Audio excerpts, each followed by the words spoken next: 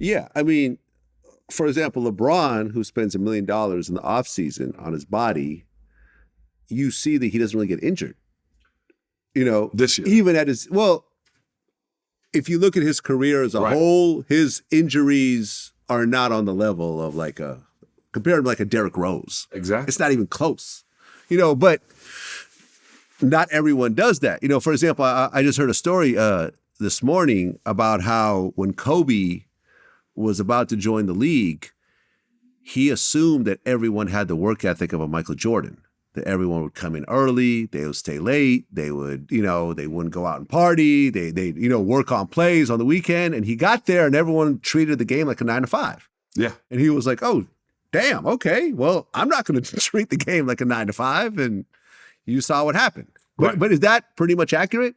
It's very accurate. And Kobe's body was breaking down a lot, right? Kareem made a statement about it. Like his body breaks down too much. This is the crazy thing. You mentioned Derrick Rose. Love D Rose, one of my favorite people. He's always injuring himself.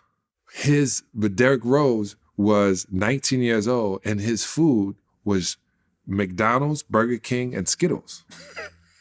Like they talked about that. This is all he did is eat.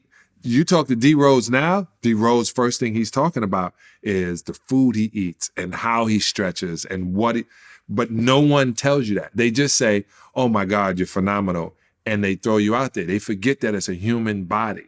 You can have the best computer in the world. Don't plug it into the energy source and it won't reboot. Yeah, and on April 3rd, the NBA announced they're no longer testing for marijuana. So the smartest league, as I said to you before, is the NBA.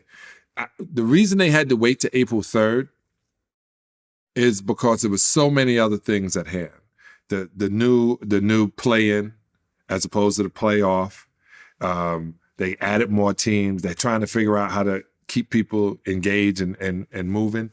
And to think about it, if, like I said to you on this show, if Tom Cruise, Leonardo DiCaprio, Jack Nicholson, I just mentioned 3 white superstars in the movie world, were also doing drugs, no one would say anything as long as they gave them their performance, right? Robert Downey Jr. had to crash and come back. Yeah. But to have a rule against a drug that makes the guys not violent, not aggressive, sleep, and not go out, I would want that drug. I would want that stimulant to my players. That's cannabis.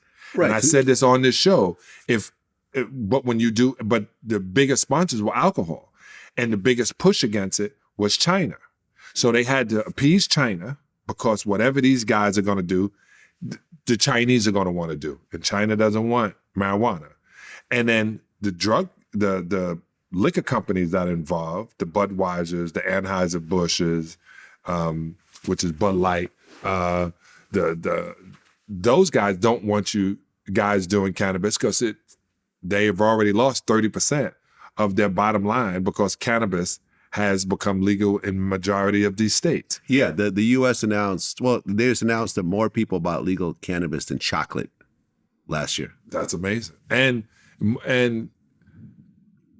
I just wish it showed up in the places that we need it, like in gun reform. And I wish it stopped having mass shootings and that kind of stuff.